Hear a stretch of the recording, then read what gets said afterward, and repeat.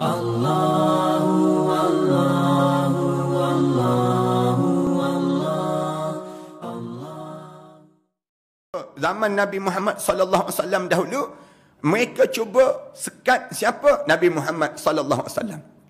Zaman kita ni para alim ulama disekatnya. Alim ulama ditahan, dibuat macam-macam cara, tak bagi ruang pada para alim ulama. Tutup jalan para alim ulama, musnahkan nama baik para alim ulama. Ni semua cara kemuncak dia akan bunuh para alim ulama tersebut.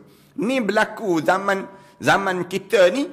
Kesan daripada mana? Kesan daripada jahatnya perancangan sejak zaman dahulu terbaru-baru sampai pada hari ini.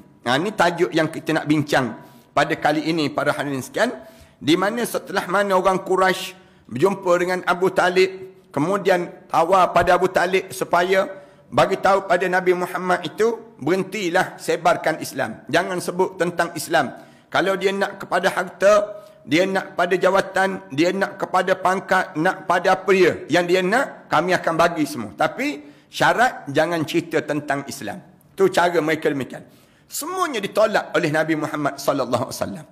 Nabi Muhammad sallallahu alaihi wasallam dia kata, semua tu kalau mereka mampu pak cikgu, kalau dia mampu bawa matahari letak sebelah tangan kanan aku, dia mampu bawa bulan letak sebelah tangan kiri aku, untuk aku berhenti daripada menyebarkan Islam ini, daripada aku berhenti untuk sebut tentang Islam ini, nescaya aku akan sekali-kali, katanya Rasulullah sallallahu alaihi wasallam. Rasulullah sallallahu alaihi wasallam kata, aku tidak akan berhenti menyebar ini sehingga kan Allah Subhanahu wa taala tentukan pada aku gugur syahid ataupun aku diberi kemenangan di sisi Allah Subhanahu wa taala. Maknanya dalam hidup Rasulullah sallallahu alaihi wasallam ini, Rasulullah sallallahu alaihi wasallam sebut perjuangan ini tak sama dalam hidup ini. Perjuangan ni maknanya dalam hidup kita ni, walau bagaimana sekalipun boleh jadi kamu berkehendak kepada dunia, kami berkehendak pada akhirat. Jadi Islam ni diajar umat manusia ni supaya nampak perjalanan sampai ke akhirat. Manakala nafsu syahwat ni mengajak supaya nikmat terhadap dunia. Tu dia akan berhenti demikian. Lalu bila sampai peringkat demikian, mereka hantar berbagai-bagai orang untuk menahan Rasulullah, tak berjaya juga. Datang idea yang jahat. Datang idea yang buruk. Siapa yang mendatangkan idea yang buruk ni? Syaitan. Syaitan akan mendatangkan demikian. Kita pun hidup begitu juga. Bila kita buat benda yang disuruh oleh Allah, akhirnya datang idea yang buruk tu akan datang. Kalau sekiranya kita ni orang tahan kita, dia akan cari jalan. Macam mana nak ban Ustaz Ahmad Dasuki ni? Macam mana nak suruh dia ni jangan sebut lagi tentang Islam? Dia akan kemuncak dia akan cari jalan. Untuk apa dia? Orang ni perlu bunuh lah. Perlu dibunuh. Kalau dia ni hidup juga menyusahkan, dia akan sampai tahap demikian.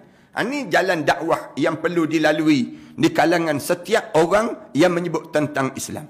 Ini kemuncak dipanggil demikian. Idea dan perancangan jahat untuk membunuh Nabi Muhammad sallallahu alaihi wasallam.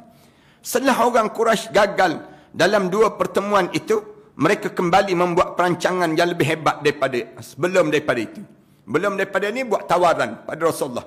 Tawaran muluk-muluk, tawaran yang indah-indah pada Rasulullah. Rasulullah tolak semua. Sepanjang tempoh itu timbullah di kalangan mereka yang jahat ideanya untuk membunuh Nabi sallallahu alaihi wasallam. Ini dia akan jadi macam tu. Bila sebut saja tentang Islam, tiba-tiba kita sebut, akhirnya mereka tolak. Yang kemuncak, mereka akan sebut apa dia? Kita bunuh dia ni. Mati je. Selagi mana dia ni hidup, dia akan jadi susah pada diri kita. Sikit-sikit dosa, sikit-sikit pahala, sikit-sikit syurga, sikit-sikit neraka. Macam dia ni penjaga pintu neraka, disebut demikian. Macam dia pemilik anak kunci pintu syurga.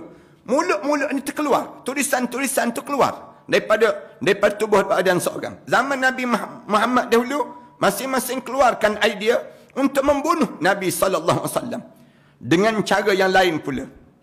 Nak bunuh Rasulullah macam mana? Idea dan tindakan nekat inilah yang menyebabkan Islam diperkuatkan lagi dengan dua orang jaguh yang hebat, iaitu Hamzah bin Abdul Muttalib dan Umar bin Al-Khattab radhiyallahu anhu. Bila datang idea nak bunuh Rasulullah, Allah hantar 2 orang lagi yang menguatkan Islam. Siapa dia? Hamzah bin Abdul Muttalib, bapa saudara Rasulullah. Yang kedua, Allah masukkan Islam. Siapa yang bersama dengan, yang dinamakan dengan dalam hidup ini ialah Umar Al-Khattab radhiyallahu anhu. Ini contohlah di kalangan kita, ramai lagi lah para alim ulama sebelum daripada ni yang dibunuh. Yang dibunuh di kalangan kita ni ramai sangat dipanggil, bukannya seorang dua. Bahkan kalau kita tengok contoh-contoh mereka yang berjaya dibunuh oleh Barat, dan kita tengok Syekh Ahmad Yasin, walaupun dia tu tua, dalam keadaan yang dia tua, kemudian atas kursi roda, buta mata, kemudian dalam keadaan yang dia ni tak berkeupayaan angkat tangan kiri kanan, tapi dibunuh dengan jet Apache, dengan roket Apache daripada helikopter Apache itu, untuk membunuh dengan seberat 250 kg roket itu untuk menghancurkan jasad seorang hamba Allah yang begitu taat pada perintah Allah Subhanahu Wa Taala. Zaman Rasulullah sallallahu alaihi wasallam dahulu, Hamzah bin Abdul Muttalib dan Umar bin Al-Khattab. Antara contoh tindakan nekat tersebut ialah apabila Utaibah bin Abu Lahab pada suatu hari datang pada Nabi sallallahu alaihi wasallam. Lalu dia berkata, dia sebut berjumpa dengan Rasulullah. Utaibah ni dia anak pada Abu Lahab. Anak pada Abu Lahab, bapa jahat, anak ni pun jahat waktu ini. Waktu mana dia berjumpa dengan Rasulullah, dia sebut, ni nak sebutnya sepupu Rasulullah juga ni. Orang yang dekat dengan Rasulullah. Dia kata, aku kufur dengan ayat demi bintang semasa ia menjunam. Dan ayat kemudian ia mendekatkan dirinya kepada Nabi Muhammad, lalu ia berjuntai sedikit demi sedikit. Disebut ayat tersebut. Dia baca ayat itu. Kemudian dia mula menyakiti Rasulullah sallallahu alaihi wasallam. Ni Utaibah ni. Utaibah bin Abu Lahab. Bila dia baca saja wan najmi iza hawa. Bila baca saja ayat tersebut, lalu bila dibaca dan dia pun mula menyakitkan Rasulullah. Macam mana dia menyakitkan Rasulullah? Ditariknya baju Nabi dan diludahkan ke muka Nabi. Tarik baju Nabi, puf, ludah atas muka Rasulullah sallallahu alaihi wasallam. Akan tetapi air ludahnya tak mengenai Nabi. Allah nak selamatkan Rasulullah. Bila dia ludah Nabi sallallahu alaihi wasallam, tak kena air ludahan tu, tak kena Rasulullah sallallahu alaihi wasallam. Tatkala itu juga Nabi pun berdoa untuk kebinasaannya. Rasulullah bila orang buat macam tu, angkat tangan tu berdoa, ya Allah, hantarkanlah salah seekor daripada anjing-anjingmu itu kepadanya, kepada Utaibah ini sendiri. Ni ulama sebut, boleh tak boleh kita berdoa, maknanya kehancuran pada musuh kita. Kalau orang yang jelas, dia merosakkan yang disebut dengan jasad kita, merosakkan agama kita dan sebagainya, boleh dibenarkan berdasar pada apa yang berlaku pada Rasulullah. Rasulullah sallallahu alaihi wasallam, bila Utaibah bin Abu Lahab ni ludah Rasulullah tak kena tersebut, Rasulullah angkat tangan, ya Allah, hantarkanlah anjing-anjing kamu kepadanya ini, ya Allah. Hantarkanlah kebinasaan pada Utaibah ini. Doa Nabi itu dimakbulkan oleh Allah dalam suatu peristiwa. Dalam satu peristiwa, Allah tak mustajab terus waktu tersebut, tapi Allah mustajab kemudian. Utaibah keluar bersama sekumpulan orang Quraisy. Satu peristiwa, bila dalam peristiwa yang lain Utaibah ni keluar bersama dengan orang Quraisy ini, sehingga apabila mereka singgah di sebuah tempat di Syam yang dikenali dengan nama Al-Zarqa, pada malamnya ada seekor singa yang berkeliaran di sisi mereka. Malam tu dia keluar tu ada singa yang duduk keliling kawasan dia. Dan bila keluar singa yang keliling berkeliaran dengan di sisi mereka, lalu Utaibah berkata, celaka saudaraku, demi Allah, dia akan memakanku sebagaimana yang didoakan oleh Muhammad terhadap aku. Mula singa tu datang, doa Rasulullah kata, ya Allah, hantarkan anjing-anjing kamu untuk mengeroyokkan, membunuh Utaibah ini sendiri. Waktu tu Utaibah tahu je, suka Muhammad berdoa konon, Muhammad ni tak ada apa. Tapi selang lepas itu, Utaibah pergi berjalan dengan orang Quraisy di Syam, di satu tempat nama dia yang disebut dengan Az-Zarqa. Di tempat Az-Zarqa tersebut, tiba-tiba ada seekor singa datang. Singa tu keliling Utaibah ini. Bila keliling Utaibah tersebut, Lalu Utaibah pun dia mula tengok. Dia kata celaka. Celaka dia kata Muhammad itu. Saudaraku, demi Allah dia akan memakanku sebagaimana yang didoa oleh Muhammad terhadap aku. Dia telah membunuh aku semasa dia berada di Mekah dan aku berada di Syam. Doa Muhammad dia baca di Mekah. Tapi aku berada kat Syam. Bunuh aku, mati aku. Katanya Utaibah ni, tiba-tiba singa itu menyerbunya di kalangan kaumnya, lalu membaham kepalanya hingga putus. Allahu Akbar. Ini kesan nak sebutnya bila orang buat khianat kepada kerja-kerja agama. Kerja-kerja agama. Saya nak sebut ya, ada di kalangan kita ditanya, Ustaz, bolehkah kita berdoa kehancuran dan kemusnahan kepada orang yang buat khianat pada kita? Buat khianat. Maksud buat khianat tu terutama pada agama yang kita ada. Orang tarik kain tudung kita. Orang tarik baju kita, membuka aurat kita. Orang yang menghina kita baca Quran, orang ludah dan sebagainya. Boleh tak kita baca doa supaya orang ni hancur, musnah? Boleh dalam Islam. Boleh. Sebagaimana yang Rasulullah buat kepada Utaibah bin Abu Lahab ini sendiri. Bila baca doa ni, Rasulullah sallallahu alaihi wasallam baca doa apa dia? Ya Allah, hantarkan kepada makhluk jahat ini salah seekor daripada anjing-anjing kamu, ya Allah. Anjing disebut anjing, tapi yang datang singa. Yang datang singa. Singa Allah tu datang. Utaibah tu duduk tengah-tengah di kalangan orang Arab Quraisy ini. Tiba-tiba singa tu terkam dia seorang. Bila terkam dia seorang, tarik kepala dia sampai putus kepala dia. Contoh tindakan lain ialah seperti yang dilakukan Uqbah bin Abi Mu'ayyad. Ini ada satu peristiwa yang lain. Uqbah bin Abi Mu'ayyad dia telah meminjak leher Rasulullah yang mulia ketika baginda sedang sujud. Allahu Akbar. Pijak ni di atas Rasulullah tengah sujud tu, dia boleh pijak di atas kepala Rasulullah. Bila dia pijak di atas kepala Rasulullah sedang sujud, sehingga hampir tersembur 2 biji mata Rasulullah. Sakitlah pijak atas tengkuk.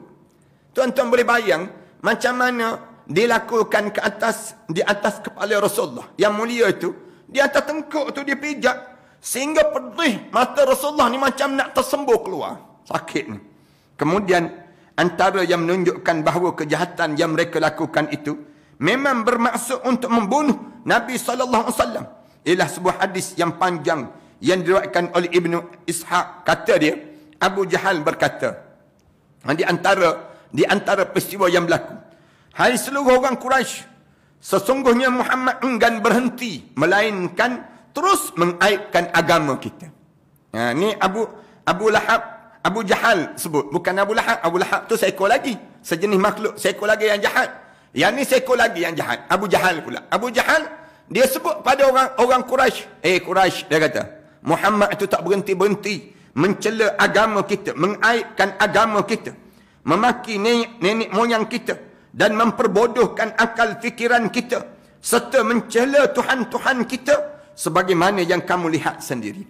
Sebagaimana kamu tengok sendirilah macam mana Muhammad buat kepada kita.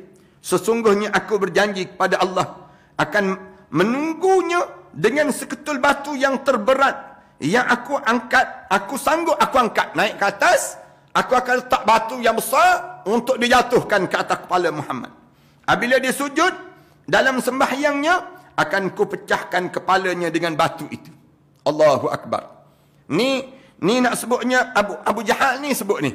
Dia kata, aku sendiri wahai orang Quraisy akan ambil batu, kemudian tengok Muhammad sujud, aku hempapkan batu itu atas kepala Muhammad. Aku sendiri dia sebut. Ketika itu terserahlah kepada kamu, sama ada hendak menyerahkan aku untuk dibalas ataupun mempertahankan aku. Katanya Abu Jahal, terserah pada kamulah. Lepas pada tu aku tak kisah. Kamu nak balas pada aku ke, nak lepaskan aku pun aku tak kisah. Setelah itu terserahlah kepada Bani Abdul Manaf apa yang mereka hendak lakukan padaku. Disebut demikian. Orang-orang Quraisy menjawab, demi Allah, kami tidak akan menyerah kamu kepada siapa pun selama-lamanya. Lakukanlah apa yang kamu hasratkan itu. Oh, dapat kebenaran, dapat permit khas, dipanggil demikian. Orang Quraisy kata, demi Allah juga, kami tidak akan lepaskan kamu kepada mereka untuk dibalas. Kamu berhak untuk nak buat khianat pada Muhammad macam mana pun. Kamu nak bunuh Muhammad pun tak kisah.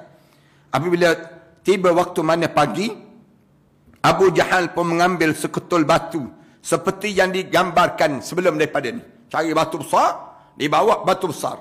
Kemudian dia duduk menunggu Rasulullah sallallahu alaihi wasallam sebagaimana biasa Rasulullah datang. Lalu bangun bersembahyang.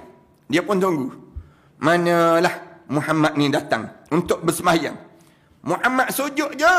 Bila Muhammad sujud je, kita hempas batu tu di atas kepala dia. Ketika itu orang-orang Quraisy telah pun pergi ke situ sambil duduk menanti di tempat-tempat perkumpulan mereka. Orang-orang kafir Quraisy duduk bucu-bucu. Tengok bila Abu Jahal ni nak hempas batu atas kepala Muhammad ini. Apakah yang bakal dilakukan oleh Abu Jahal? Mereka tunggu ni nak gambarkan bagaimana nak buat ke atas yang disebut dengan Abu Jahal nak buat ke atas Nabi Muhammad sallallahu alaihi wasallam ini. Apabila Rasulullah sallallahu alaihi wasallam datang dan sujud, Abu Jahal pun mengangkat batu tersebut. Kemudian mara ke arah baginda. Bila sampai Rasulullah masuk dalam kawasan Baitullahil Haram, Rasulullah nak sembahyang tu Rasulullah sujud. Bila Rasulullah sujud, Abu Jahal pun datang. Abu Jahal datang bawa batu tersebut sehingga apabila telah hampir dengan Rasulullah, bawa dah batu tu dekat dah dengan kepala Rasulullah sallallahu alaihi wasallam, tiba-tiba ia berpatah balik dalam keadaan berubah air muka dia. Bila dia dalam keadaan dia nak angkat batu tu, dia nak hempaskan batu tu di atas Rasulullah sallallahu alaihi wasallam, tak jadi. Berubah air muka dia, peluh atas muka dia. Berubah air muka dia. Bila berubah air muka dia, dia kelihatan pucat dan ketakutan. Tangan dia tak terdaya lagi memegang batu itu sehingga dilepaskan. Lonlai. Tangan dia tu lonlai. Jatuh terus batu tu. Allahu Akbar. Ni nak sebutnya Allah jaga. Jaganya yang disebut kumpulan yang demikian. Orang-orang Quraisy pun mengerumuni dan berkata, Apa kena dengan kamu, hai Abul Hakam? Gelaran untuk Abu Jahal. Pelik kamu ni Abu Jahal. Benda apa yang terjadi pada kamu ni? Jawab dia, aku telah pun bangun kepadanya, pada Rasulullah sallallahu alaihi wasallam, untuk melakukan apa yang dijanjikan semalam. Aku dah datang dah. Kira-kiranya datang memang di saat mana aku ni nak jatuhkan batu tu di atas kepala Rasul engkau ada Muhammad itu semalam. Tetapi apabila aku menghampirinya, aku dihalang oleh seekor unta jantan. Tiba-tiba aku nampak unta jantan. Ini nak sebut mukjizat Rasulullah sallallahu alaihi wasallam. Allah mula jadikan ketakutan. Demi Allah, aku tidak pernah melihat kepala sebesar kepala unta itu. Tiba-tiba berubah di saat itu yang disebut dengan kepala sebesar unta itu, pangkal lehernya seperti pangkal leher unta, serta unta-unta tua lain yang seperti unta itu. Unta itu bagaikan bersedia untuk memakan aku. Dia sebut demikian. Aku tengok unta tu dah tenganga mulut nak terekam pada aku pula. Dia sebut. Waktu itulah aku menjadi ketakutan. Berkata Ibnu Ishaq, aku diberitahu bahawa Rasulullah bersabda, itulah Jibril alaihissalam. Jika Abu Jahal menghampirinya, pasti dia akan dipukul oleh malaikat Jibril. Pasti dia akan mati. Kalau dia campak juga batu tu, yang berada kat tangan dia tu, hempas batu tu, memang matilah Abu Jahal pada hari tersebut. Malaikat Jibril akan balas. Kerana malaikat Jibril tu menyerupakan diri dia bagaikan unta yang besar dan tengkuk yang besar yang menyebabkan menjadi ketakutan pada Abu Jahal ini. Jangan pelik tuan-tuan. Bagi orang-orang saleh ada kelebihan yang Allah bagi pada dia, karamah dia. Orang saleh dia ada karamah dia. Dan manakala orang yang disebut dengan orang yang jahat, dia ada istidraj dia. Dia rasa hebat dia dengan cara dia. Tapi orang saleh, Allah bagi karamah, Allah bagi Nabi, Allah bagi mukjizat. Ini mukjizat Rasulullah sallallahu alaihi wasallam. Manakala orang saleh, Allah bagi karamah, kemuliaan. Dan dalam hidup kita ni kita berjumpa orang saleh. Kadang-kadang dia ambil air je baca tu, dia bagi air tersebut pada kita. Kita pun minum-minum, sembuh penyakit yang kita deritai. Kalau dia buat untuk diri dia sendiri pun tak menjadi lagi. Tapi dia buat untuk diri kita menjadi. Kerana apa dia? Karamah. Allah bagi kemuliaan untuk diri dia. Dan orang soleh ni tak boleh jadi takbur. kalau Allah bagi pada dia keadaan demikian, dia tak boleh glamour. Letak dalam Facebook, saya ada karamah. Tak boleh. Demikian. Orang soleh ni, kalau Allah bagi pada dia tu, tanda apa dia? Kemuliaan, dan dia perlu sujud semakin dia dekat dengan Allah Subhanahu Wa Taala. Manakala orang yang tak percaya dengan apa yang berlaku pada orang soleh ini, orang yang tak percaya terhadap apa yang berlaku dalam keadaan yang sebagaimana yang ada ini, maka itu terpulang pada dia. Itu terpulang pada dia. Untuk dia nak beriman ke tak nak beriman. Manakala orang soleh tak boleh nak paksa dia untuk dia terima ke tak boleh terima keadaan yang demikian. Berkata Ibnu Ishaq, aku diberitahu oleh Rasulullah, itulah malaikat Jibril alaihissalam. Jika Abu Jahal menghampirinya, pasti Abu Jahal akan mampus hari itu juga. Mati hari itu juga. Selepas itu Abu Jahal melakukan sekali lagi. Sekali lagi, tak berhenti Abu Jahal ni. Bila dia dalam keadaan sebegitu, Abu Jahal cuba sekali lagi melakukan tindakan keras terhadap Rasulullah. Ia menyebabkan Hamzah radhiyallahu anhu masuk Islam, seperti yang akan diterangkan nanti. Jahat Abu Jahal ni sampai peringkat di mana dalam keadaan yang dinamakan dengan keadaan yang sebegini, jahatnya Abu Jahal. Abu Jahal ni dia tak berhenti dan diulang sekali lagi keadaan yang sedemikian rupa. Keadaan yang berlaku di kalangan kita ini sendiri. Kemudian disebut lagi, penjahat-penjahat Quraisy yang lain pun masih terus bersemarak di dalam diri mereka idea untuk membunuh Nabi sallallahu alaihi wasallam. Nak bunuh Nabi sallallahu alaihi wasallam ini berterusan. Ibnu Ishaq meriwayatkan daripada Abdullah bin Amr bin Al-As, meriwayat, kata dia, aku telah menghadiri mereka ketika mana mereka berkumpul dekat Al-Hijr. Mereka berkumpul dekat Hijr Ismail tu. Aku dekat dengan mereka. Lalu mereka menyebut-nyebut tentang Rasulullah. Mereka bercerita tentang Rasulullah.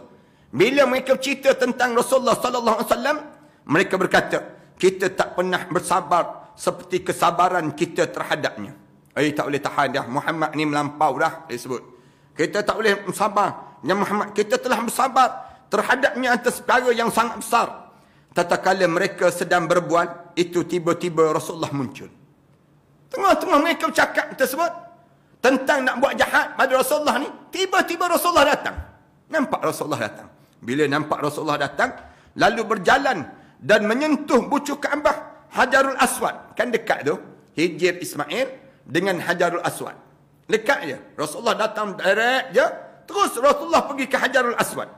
Kemudian baginda melakukan tawaf di Baitullah dengan melalui tempat mereka yang sedang duduk itu. Rasulullah tawaf je. Lepas daripada Hajar Aswad, tawaf. Tawaf tu, sambil tawaf, lalu kawasan mereka duduk tersebut, mereka pun mula bercakap-cakap beberapa perkara yang tidak disenangi terhadap Rasulullah. Mengejek-ngejek Rasulullah. Aku tahu, katanya Abdullah bin Amr bin As. Dia kata, aku tahu bahawa cakapan itu tidak disenangi dengan melihat pada wajah Rasulullah.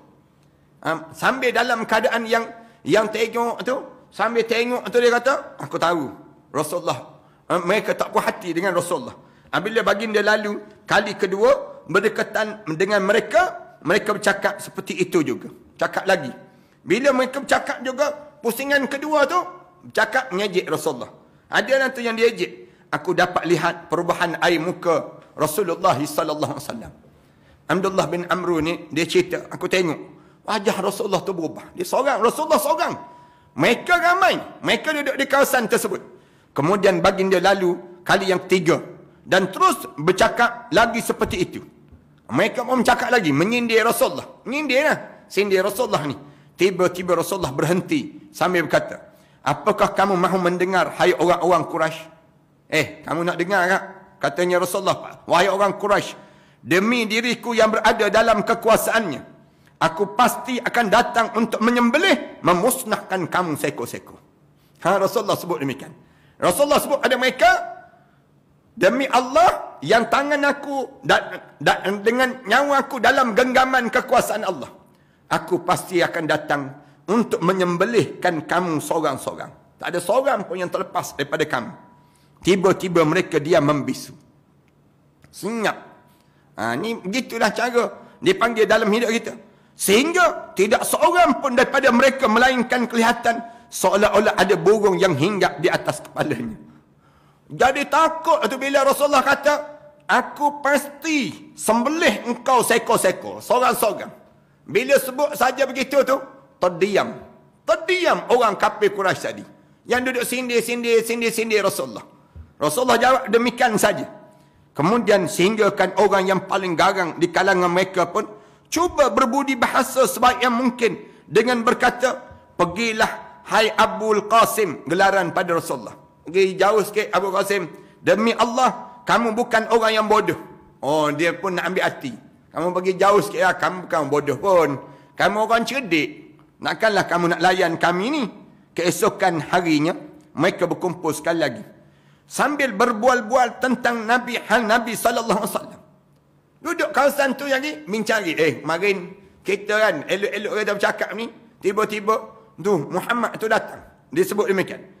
Mereka bercakap lagi tentang Rasulullah, tiba-tiba Rasulullah datang lagi, muncul lagi. Dengan serta-merta mereka serentak menyerbu ke arah Nabi dan mengepungnya. Tengok Rasulullah datang, kepung terus. Kepung Rasulullah. Aku melihat seorang lelaki daripada kalangan mereka mencekak kain Nabi.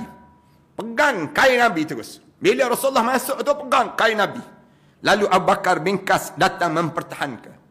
Tiba-tiba Abu Bakar datang. Abdullah bin Amr bin As ni kata, dia kata, aku tengok tiba-tiba Abu Bakar datang. Datang mempertahankan Rasulullah.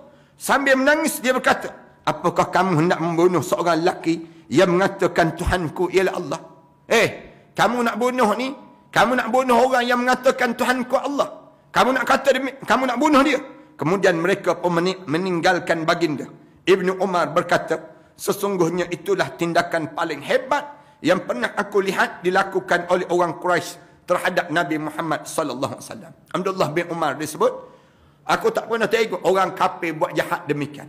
Sejahat itu kepada Rasulullah, kecuali itulah yang paling jahat yang dilakukan pada Rasulullah sallallahu alaihi wasallam. Dalam riwayat Al-Bukhari menyebut sebuah hadis daripada Urwah bin Al-Zubair, kata dia, aku bertanya Ibn Umar bin Al-As, ceritakan padaku tindakan paling hebat yang dilakukan oleh orang-orang Quraisy terhadap Nabi sallallahu alaihi wasallam. Bila tanya pada Ibn Umar, kamu banyak pengalaman kan dengan Rasulullah? Dia kata, cuba kamu cerita sikit pengalaman kamu yang paling teruk yang kamu pernah rasai terhadap orang Quraisy terhadap Nabi Muhammad. Katanya ketika Nabi sallallahu alaihi wasallam sedang bersembahyang dalam hijir Kaabah, dalam kawasan hijir Ismail itu, tiba-tiba Uqbah bin Abi Muayyad datang. Tadilah orang yang jahat tadi. Datang, lalu dia meletakkan kainnya pada leher Nabi sallallahu alaihi wasallam sambil mencekik dengan sekuat-kuatnya. Ambil kain tu, tindan atas leher Rasulullah ni, sambil cekik leher Rasulullah sallallahu alaihi wasallam. Cekik dengan kuat. Kemudian Abu Bakar datang, menarik bahu dia, tarik bahu dan menolaknya daripada Nabi sambil berkata, apakah kamu hendak membunuh seorang lelaki yang mengatakan Tuhanku hanya Allah? Kamu sampai begini sekali kamu buat ni, jahatnya kamu pada Nabi Muhammad ni, sampai begini sekali kamu lakukan pada Rasulullah. Hanya disebut Tuhanku ialah Allah. Apa masalah dengan kamu ni? Dalam hadis yang diriwayatkan daripada Asma, beliau menyebut, kemudian ada seorang yang menjerit datang pada Abu Bakar seraya berkata, selamatkan sahabat kamu. Dalam riwayat Asma, ada orang lain bagi tahu pada Abu Bakar. Abu Bakar duduk jauh sikit daripada Rasulullah. Kemudian panggil Abu Bakar, datang. Ada orang buat jahat ada Rasulullah. Lantas Abu Bakar keluar meninggalkan kami. Ketika itu ada 4 pintalan rambut di kepalanya. Lalu dia keluar sambil berkata, apakah kamu hendak membunuh seorang lelaki yang mengatakan Tuhanku hanyalah Allah? Disebut demikian. Kemudian mereka pun meninggalkan Nabi SAW dan datang pada Abu Bakar. Tidak lama kemudian Abu Bakar kembali pada kami. Belum pun sempat kami menyentuh pintalan rambut di kepalanya, dia mengajak kami pulang di waktu tersebut. Allahu Akbar. Akhirnya, bila jadi tekanan demi tekanan nak bunuh Rasulullah ini, masuklah Hamzah radhiyallahu anhu dalam Islam. Sepupu Rasulullah sallallahu alaihi wasallam, Hamzah bin Abdul Muttalib, bapa saudara Rasulullah sallallahu alaihi wasallam, masuk Islam. Tengok jahatnya yang disebut dengan kumpulan-kumpulan ini. Yang buat jahat tadi.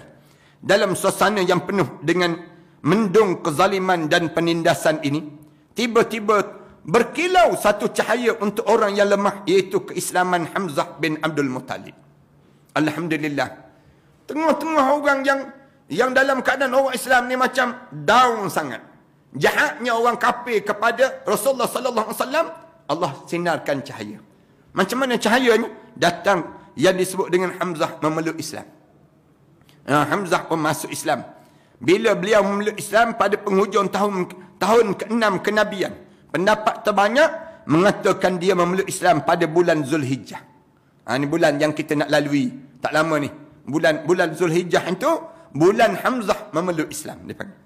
Sebab beliau memeluk Islam ialah kerana Abu Jahal pada suatu hari bertemu Rasulullah di Bukit Safa, lalu menyakiti Rasulullah.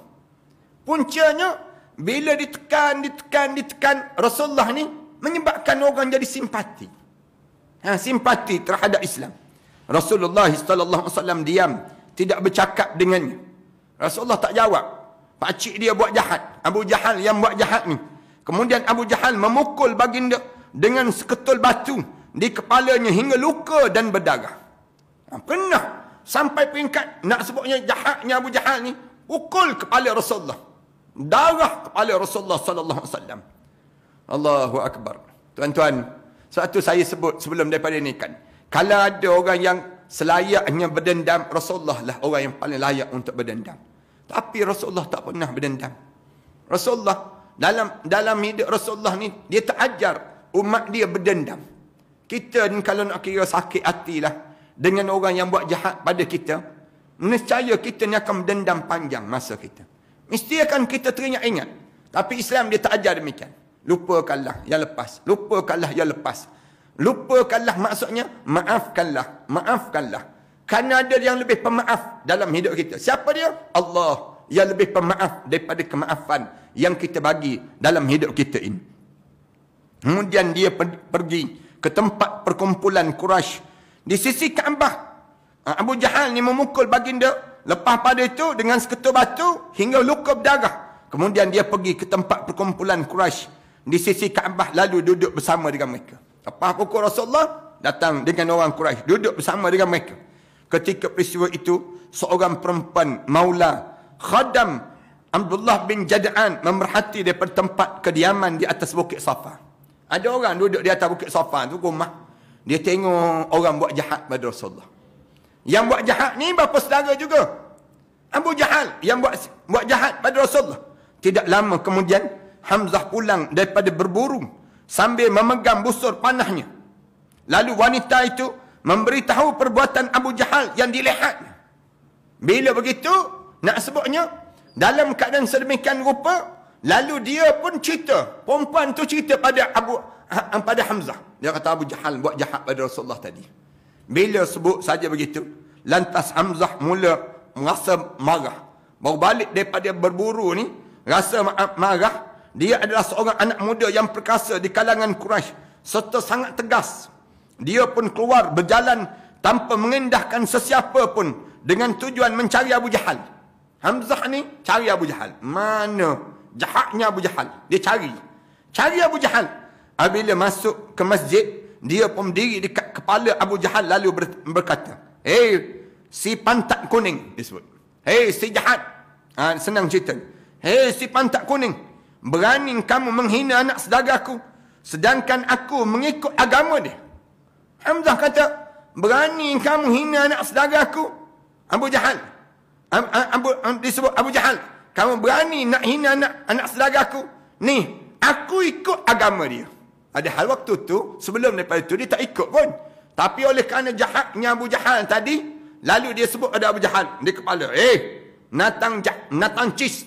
Dia kata, "Berani engkau kacau anak saudaraku? Kacau anak saudaraku. Kamu tahu tak, aku ni pengikut agama dia." Dia sebut demikian. Kemudian Hamzah memukulnya. Memukul dengan busur panah hingga berdarah. Dia ambil busur panah tu, atas kepala Abu Jahal. Lalu bangkitlah beberapa orang lelaki daripada Bani Makhzum di pihak Abu Jahal. Bangun. Geng-geng Abu Jahal tu bangun. Nak lawan dengan Hamzah. Dan bangkit pula Bani Hashim di pihak Hamzah. Bani Makhzum di kalangan puak-puak Abu Jahal. Manakala Bani Hashim di kalangan puak-puak Hamzah ini sendiri. Bangun.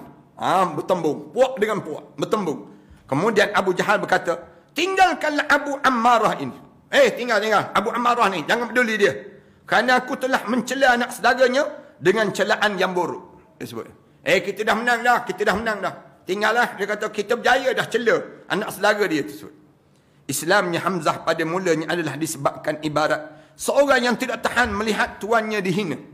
Kemudian Allah lapangkan dadanya. Lalu ia berpegang dengan ikatan yang kokoh. Dan orang-orang Islam mendapat kekuatan dengan keislaman Hamzah itu sendiri. Itu mula seronok orang Islam. Alhamdulillah, Hamzah masuk Islam. Alhamdulillah, Hamzah masuk Islam. Seronok di kalangan sahabat-sahabat ini.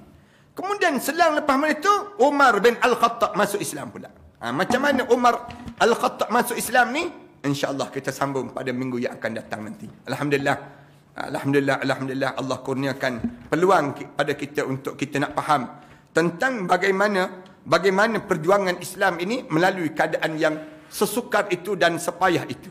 Alhamdulillah, kita ni dapat nikmat Islam ni mudah je dalam hidup kita.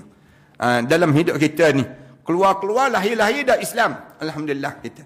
Tak payah dan tak sukar untuk kita nak berfikir. Dan kita terima je ajaran-ajaran Islam ini dalam tubuh badan kita ini sendiri. Alhamdulillah. Dan Alhamdulillah juga saya nak maklumkan pada sahabat-sahabat. Hari ini saya telah divaksinkan. Alhamdulillah. Pada tengah hari tadi, saya telah vaksin di klinik pusat rawatan di Anika Kelang. Pusat rawatan di Anika Kelang ini di bawah Kementerian Kesihatan. Dengan sebelah kiri saya ni dah divaksinkan. Sahabat-sahabat yang belum vaksin, saya cadangkan supaya daftarlah di MySejahtera. Dan mulai daripada hari ini saya nak maklumkan kepada sahabat-sahabat, berusahalah untuk kita nak jaga diri kita. Vaksin ni dia bukannya untuk nak jadi ubat tak, tapi dia protection awal daripada terkenanya COVID dan sebagainya. Dan sebelum daripada ni saya belum war-warkan sangat.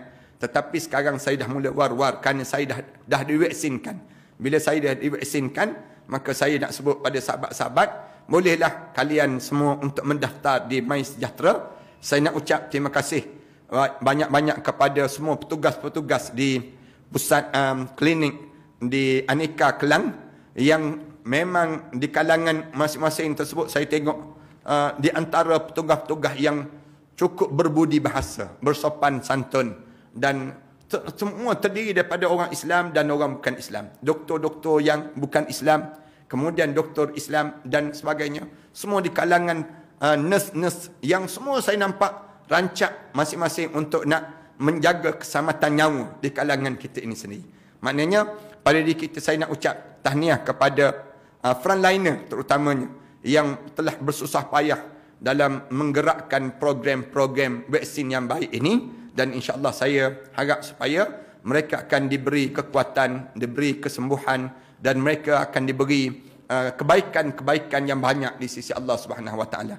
Tak lupa saya nak mengajak pada saudara-saudara yang sahabat-sahabat saya yang di follower yang mengikut kuliah saya untuk turut sama untuk divaksinkan.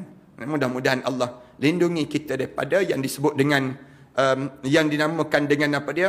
Keganasan COVID-19 ini, dan kita dah berjaya untuk kita nak jauhkan kita daripada gangguan-gangguan yang berlaku ini. Tuan-tuan tahu kan, dalam diri kita ni ada dua vaksin. Satu vaksin untuk jasad, satu lagi vaksin untuk roh kita. Untuk jasad kita vaksinkan dengan ubat-ubat macam ni. Misal contohnya dengan program-program sebegini. Manakala untuk roh kita vaksinkan dengan zikir, kita vaksinkan dengan selawat, dengan kita baca Quran. Ni vaksin untuk roh. Manakala untuk jasad, kita buat juga dengan cara demikian. Dua-dua ni boleh dalam hidup kita. Jadi mudah-mudahan Allah bagilah peluang pada kita untuk kita ni dipanjangkan umur. Sehingga kan Allah jadikan pada kita kesihatan yang bertambah. Dan akhirnya kita boleh kembali balik kepada suasana sembahyang berjemaah, rapat-rapat di kalangan kita. Kemudian kita boleh bertemu dan kita boleh bergurau senda macam biasa sebelum daripada ini. Dan Allah bagi kebaikan yang tambah dalam hidup kita. Sekali lagi saya nak ucap terima kasih banyak-banyak pada Pusat Kesihatan Anika Kelang yang telah menjemput saya untuk divaksinkan. Saya vaksin pada hari ini. Kemudian ada dos yang kedua pada bulan 7 pula insya-Allah. Terima kasih sekali lagi di atas doa-doa sahabat-sahabat dan juga di kalangan semua para petugas yang bersama dalam kerja-kerja yang baik ini. Saya tengok kesungguhan tuan-tuan, mudah-mudahan bila kita bersungguh-sungguh, insya-Allah Allah akan tolong dan bantu kita. Sekali lagi terima kasih pada petugas-petugas di Pusat Kesihatan Anika Kelang dan juga seluruh warga frontliner yang telah bersusah payah untuk sama-sama kita bertungkus lumus untuk memerangi COVID ini sendiri. Terima kasih pada Kementerian Kesihatan. Jazakumullahu khairan jazak. Moga Allah lah yang membalas kalian dengan pembalasan yang baik di kalangan kita ini sendiri. Untuk pengetahuan saudara-saudara sekalian, sahabat-sahabat sekalian, saya diminta oleh sahabat-sahabat di kalangan para asatizah ni untuk menjadi penasihat kepada vaksin yang digerakkan oleh MOSTI. MOSTI ini daripada Kementerian Sains dan Teknologi yang diketuai oleh Yang Berhormat Khairi Jamaluddin, kemudian timbalan dia Yang Berhormat Dato' Amzad dan 2-3 orang lagi sahabat-sahabat yang lain di Kementerian MOSTI ini sendiri. Jadi mudah-mudahan masing-masing menggerakkan program-program ini. Kementerian Kesihatan dengan yang disebut dengan COVID dan sebagainya. Kemudian kita bantu lagi dengan vaksin ini sendiri. Kita harap supaya masyarakat kita ni semua divaksinkan. Bila semua divaksinkan, kadar untuk jangkitan itu menjadi payah untuk berlaku. Kerana dalam badan kita ni dia ada antibody tersendiri. Jadi boleh dah daftar dalam MySejahtera tu. Tuan-tuan daftar anak-anak, keluarga dan sebagainya. Baru saya ketua keluarga yang telah vaksin. Kemudian lepas pada ni anak-anak saya, keluarga saya, isteri saya dan seluruh dan mereka yang dekat dengan saya untuk divaksinkan nanti. Jadi sahabat-sahabat jangan risau, jangan bimbang. Kerana saya waktu mana kena vaksin tadi macam tak rasa je. Saya tahu-tahu dah siap dah. Saya tanya, dah siap ke? Dah masuk kan? Tengok ingat kau, besar sangat jarum. Rupanya halus je jarumnya. Kecil je jarum. Ini cara demikian. Mudah-mudahanlah Allah jadikan kebaikan pada diri kita. InsyaAllah lepas pada ni, jarak di kalangan kita ni tidak sejarak sebegini. Hati kita semakin dekat dan semakin rapat insyaAllah. Mudah-mudahan demikian. Terima kasih kepada para petugas yang telah bersungguh-sungguh dan bertungkus lumus tersebut. Mudah-mudahan Allah jadikan ruangan yang sebegitu, Allah kurniakan kebaikan yang bertambah pada diri kita. Tuan-tuan yang nak terus menyumbang kepada yang disebut dengan wakaf pembelian bangunan ini, tuan-tuan boleh terus ke talian 013 617 1941 ataupun tuan-tuan boleh juga untuk nak bantu kepada frontliner kita ini, tuan-tuan bolehlah kepada yang disebut dengan kepada di frontliner ini nasi bungkus. Tuan-tuan terus ke talian 013 906 1204 insya-Allah. Mudah-mudahan Allah jadikan kebaikan pada kita semua. A'udzubillahi minasyaitonirrajim. Bismillahirrahmanirrahim. Alhamdulillahirabbil alamin. Wassalatu wassalamu ala rasul amin wa ala alihi wa sahbihi ajma'in. Rabbana iftah bainana wa bain qaumina bil haqq wa anta khairul fatihin. Rabbana zalamna anfusana wa illam taghfir lana wa tarhamna lanakuna minal khasirin. Rabbana atina fid dunya hasanah wa fil akhirati hasanah wa qina adzaban nar. Wa sallallahu ala Muhammad wa ala alihi wa sahbihi wasallam. Alhamdulillahirabbil alamin.